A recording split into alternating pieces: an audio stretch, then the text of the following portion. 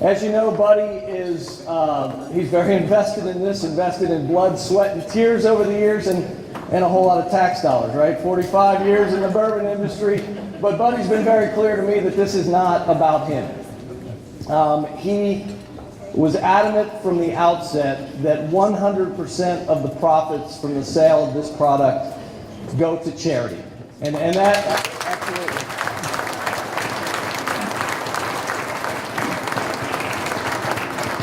The focus is veterans charities, and the National Medal of Honor Foundation is the primary charity there that is being focused on. So, you know, it's admirable. I've been lucky to get to know Buddy over the last few months, and it's been quite a ride. So, why here at the Frazier? We have been designated as the official starting point of the Kentucky Bourbon Trail, and we are opening the Kentucky Bourbon Trail Welcome Center this year. So, we decided it'd be a good idea to get our package liquor license, right? And so we did that, and the first ever sale happens to be a bourbon that was in the barrel for 45 years, longer than any in the history of time.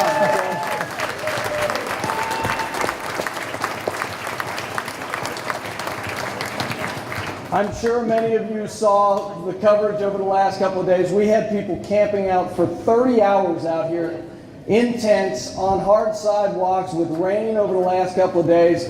And Buddy sat right here this morning at 9 a.m. and signed every single bottle, and we sold out as fast as we could get them through the door. So outstanding, and made a whole lot of money for veterans charity. So thank you, Buddy, and thank you for the folks who are here for that. This Kentucky Bourbon Trail Welcome Center and Spirit of Kentucky exhibition, which opens this year, is really the brainchild of the chairman of our board, Mac Brown. And Mac and Bill Samuels, the esteemed Bill Samuels, are going to get us started tonight with a toast. Mac? I'll try. It's hell being with Bill. Good evening, and welcome to the Frazier History Museum. I tell you, this is truly a historic event. As Andy told you, I'm the chairman of the Frazier and a retired distiller, and I'm joined here with a good friend and other distiller, Bill Samuels. And we want to talk a little bit about tonight's event and the Thompson family. First of all, I just want to thank everybody for being here this evening and being so supportive of the Kentucky bourbon industry. As you may know, Buddy, Bill, and I are three of the representing three of the bourbon families, and I hate to suggest, but we have probably at least 150, if not 200 years of experience in the bourbon industry. I would contend Bill has 100 of those years. Actually, a lot of people may not know that Buddy and I are fourth cousins once removed. Now, that once removed means that Buddy's the older generation. His grandfather, James Thompson, and joined with my great-grandfather, George Garvin Brown, in founding and building our company, Brown Foreman, which at that time was called Brown Thompson. And James Thompson decided at one point to leave the partnership with my great-grandfather and join his brothers in 1889. But I got to tell you, the relationship between the families always remained very strong. In fact, I can tell you, after Prohibition, Buddy's father, Colonel Frank Thompson, joined with my great-uncle, Owsley Brown I, to establish Discus, which is sort of a lobby group. And they together helped define the self-regulating code of ethics for our industry, which certainly kept us from having the government shut us down ever again. Now, I have to say I've always been very proud of the relationship between the Thompson family and the Brown family, but quite frankly, what really gives me pride is the relationship between all the distilling companies. It is just phenomenal. And I will admit We tend to get a little competitive at the retail shelf, and we'll throw an elbow here or there. We are always there to help each other and to support each other in each other's time of need. Consequently, we at the Frazier are tremendously honored that Buddy chose us to hold this event here and to allow us to launch what is now our first wicker sale, the James Thompson and Brothers Final Reserve. I also want to say recently the Frazier was named as the official start of the Bourbon Trail. And as Andy mentioned, in August, we will introduce our bourbon exhibit that will speak to the culture of the industry, why Kentucky is the place for true bourbon, and how bourbon in Kentucky have affected the world. Buddy, the only thing I can say is thank you to you and your family for everything you've done for the industry, and also, more importantly, for what you're doing for our veterans today. Thank you so much. And let me turn it over to my buddy, Joe Kramer.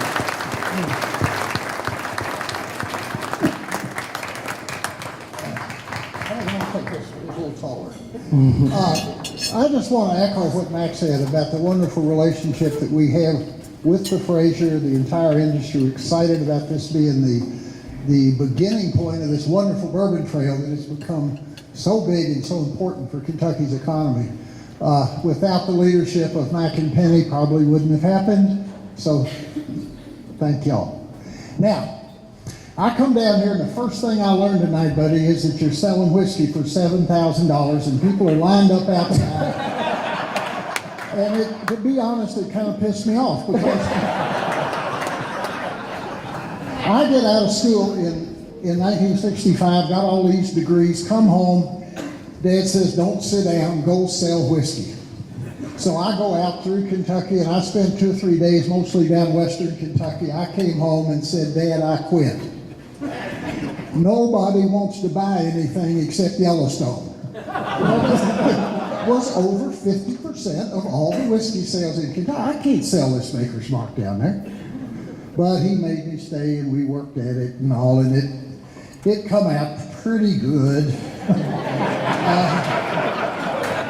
I've got one little, I'd like to call it a secret fact, but I don't think it is. It's more like a rumor. But I understand that Augusta and Gil Holland are about to reconfigure the Pine Room. And there will be a piano bar, and you will have a reserved seat.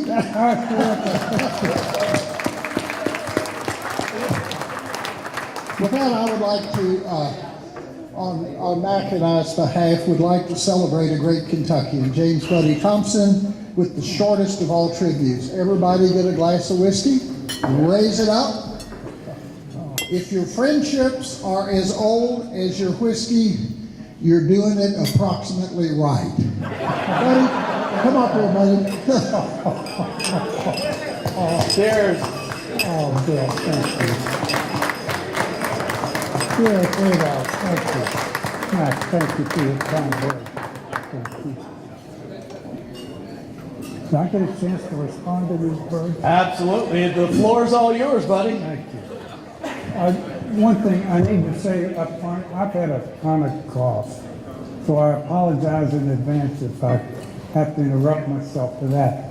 But I really do appreciate what Bill said, and that's true. My mother would have been very proud of those words. My father would probably be trying to figure out who in the world they were talking about. But some of you knew my dad, so you know. I was watching the Olympics last week, and it occurred to me that the bourbon business is really not unlike the Olympics. Those contestants compete like crazy, right to the last millisecond, and then they fall all over each other with congratulations and well done. They're friends. They're really friends.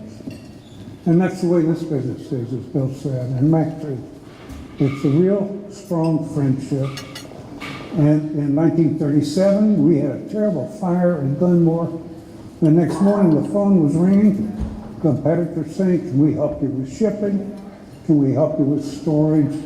Or is there anything we can do to be of help to you? Everything except sales. They wouldn't. But that's true through the industry. And it's just a wonderful thing. Somebody asked me the other day, why are you selling my 45-year-old whiskey? I said, I'll tell you the truth, I couldn't possibly drink it all. But this morning, at 9 o'clock, the people lined up outside, cold and wet. I mean, some of them had been there, as you said, 30 hours. They came in, we signed the bottles, and we sold out within about an hour and a half, an hour 45 minutes. It was amazing. None of us expected that.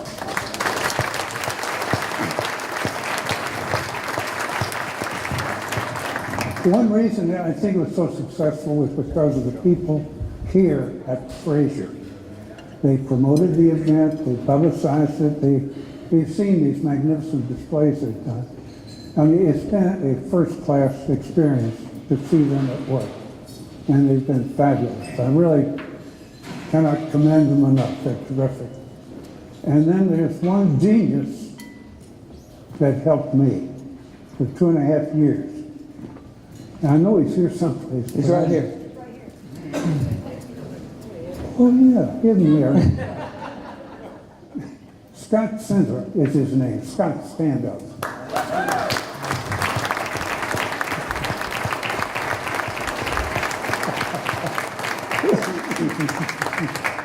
I'll tell you, he's an artist, very creative, bright guy, and very organized, and he made things happen. He really was much more than a brand manager or project manager.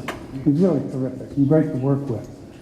This morning, with the sale of all those boxes, we raised, as nearly as I could figure, we're in excess of $235,000.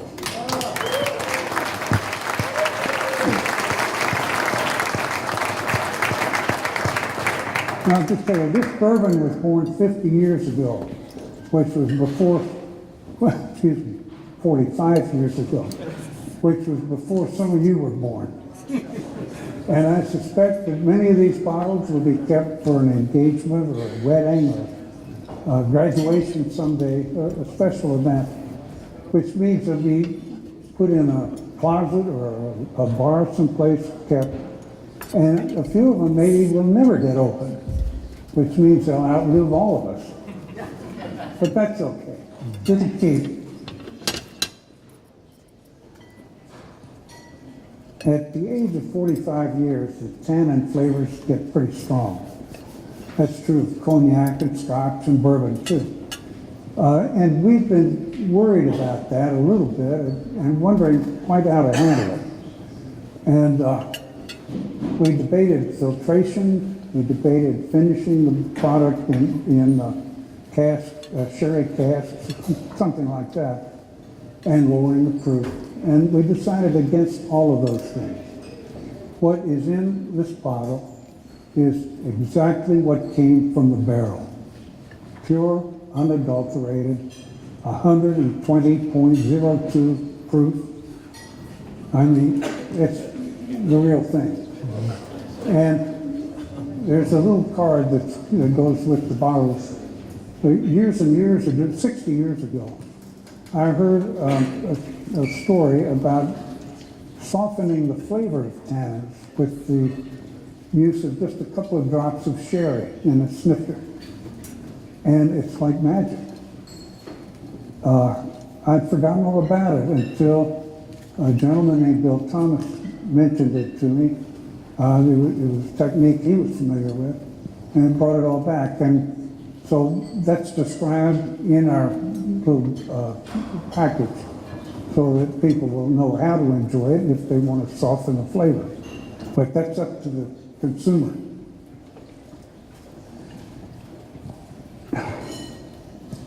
There are 3 gentlemen here in uniform from the military, Army, Navy, Marines. I asked them to wear the uniforms because I wanted them to stand out in the crowd. And I hope that all of you will take the occasion to go up to them and thank them for what they're doing, for you and your family and the country. Take that opportunity.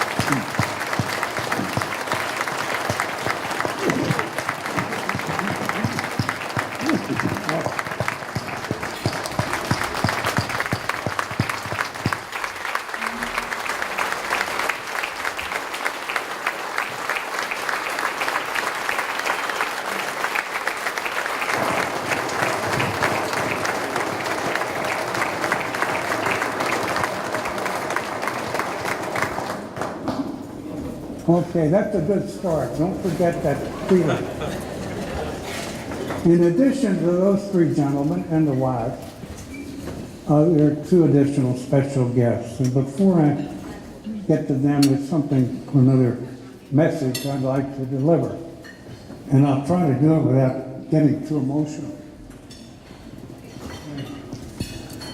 There are some people in this country that have thought it was fashionable to go down on their knees when the anthem is played. And I want to speak to them and say to them, you have a right to do that. But while you're down on your knee, I suggest you do something else. Say a little prayer. And thank God that you live in a country, one of the few countries, where you have a right to do that.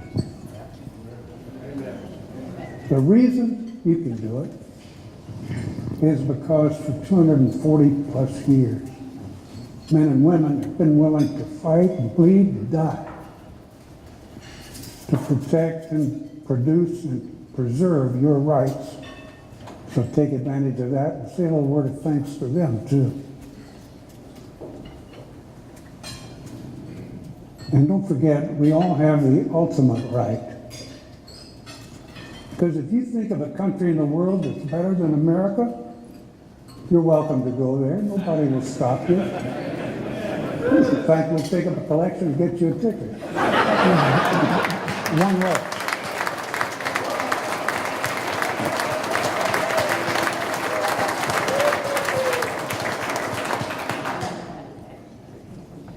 Well, by that time, I guess we'd better be getting to the end of the anthem and those great words, the land of the free and the home of the brave.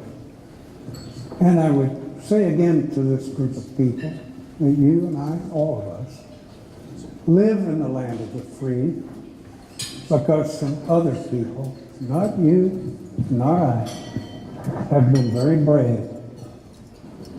So say thanks to them, say amen, and then get up and go play your game.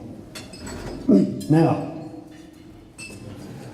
our two other guests are very special. Ron Rand, retired General, U.S. Air Force, is here. He is in cities. He will introduce our other guests in cities. Ron is chairman of the Congressional Medal of Honor Foundation. And it's a great honor for me to present him to you. Ron, please come up.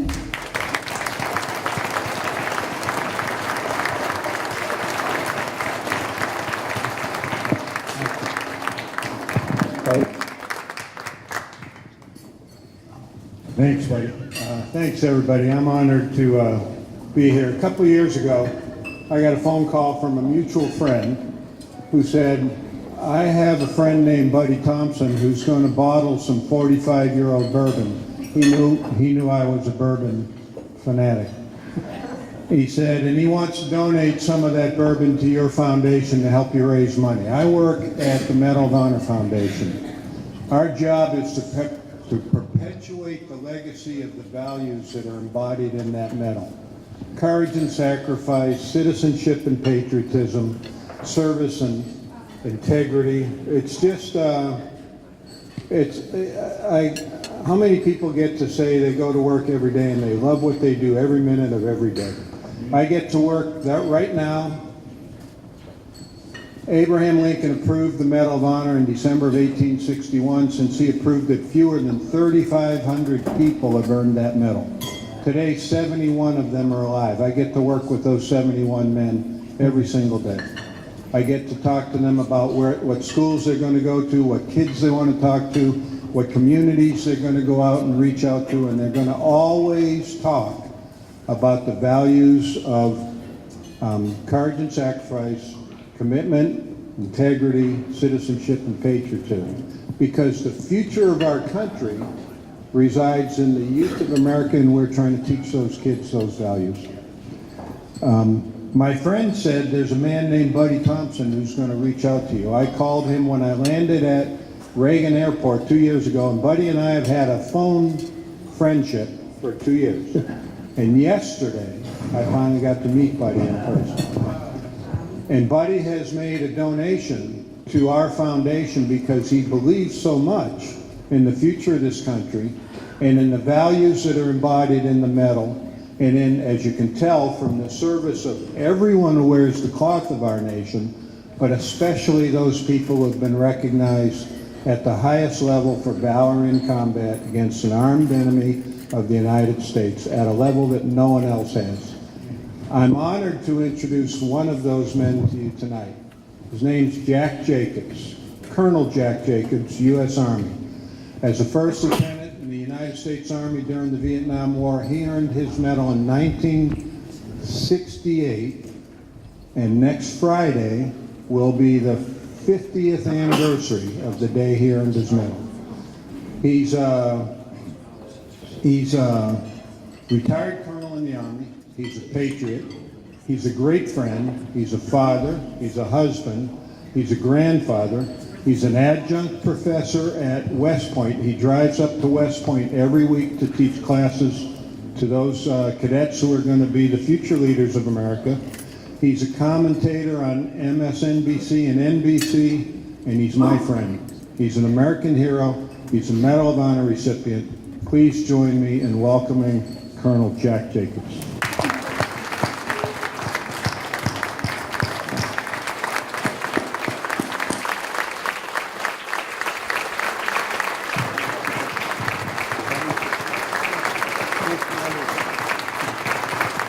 Thank you.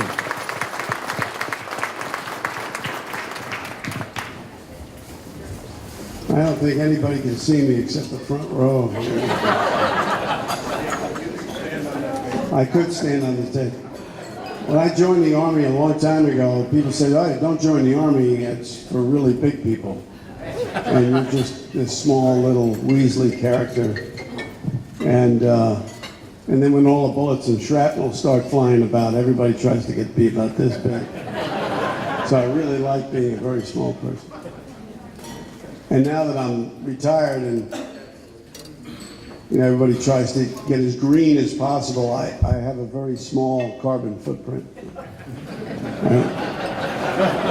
Well, I'm not like Al Gore or anything like that. I mean, he's got one big carbon footprint.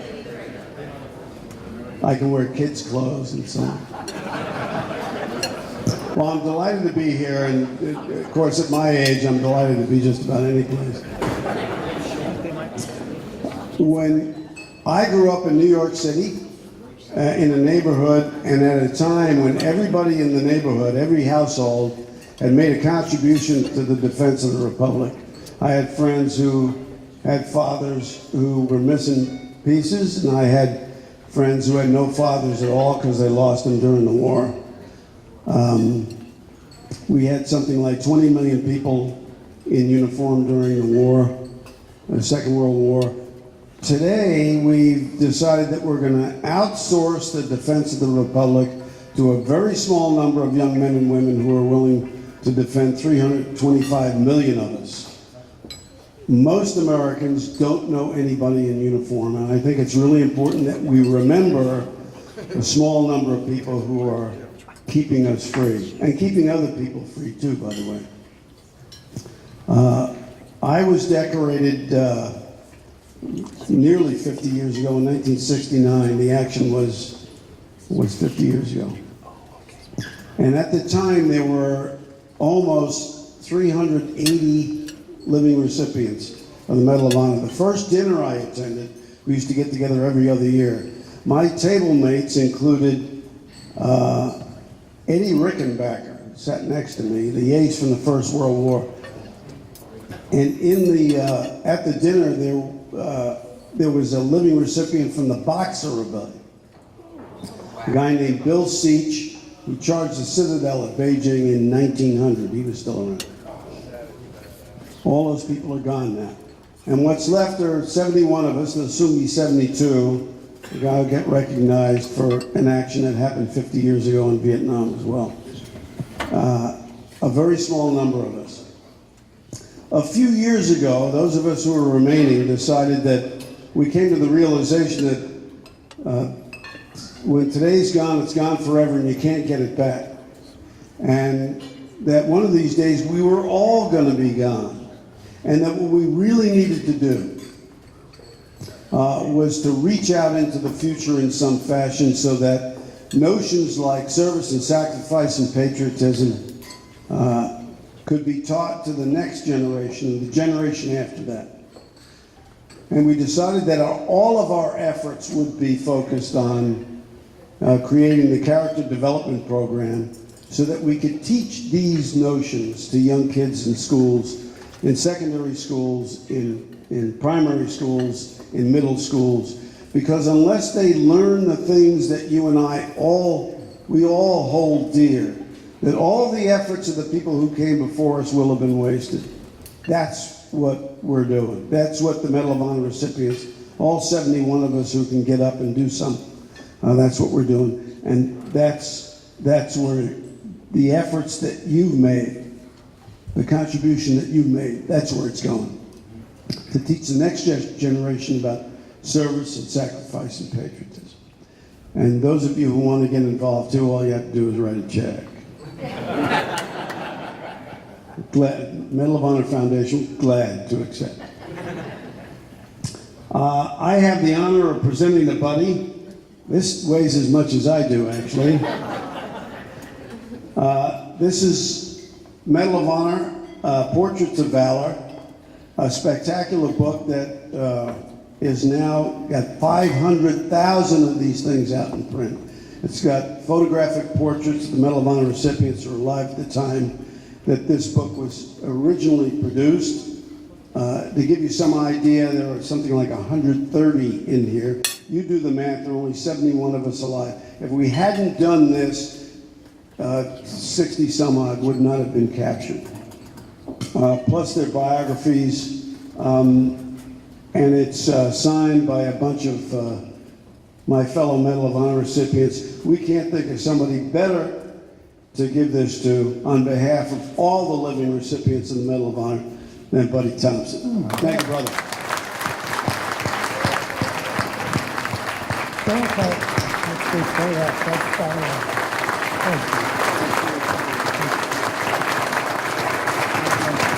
Yeah, look at that.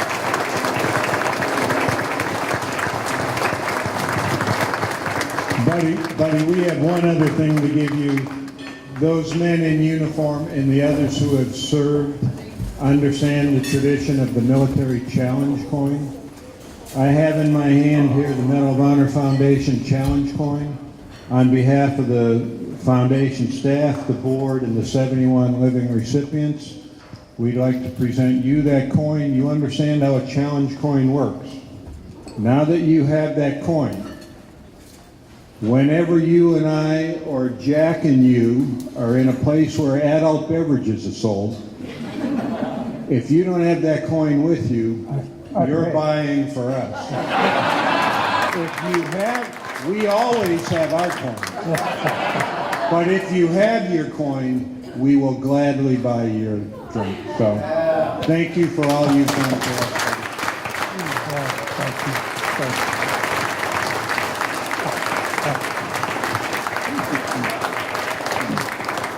This is beautiful. I didn't know you could do stand-up.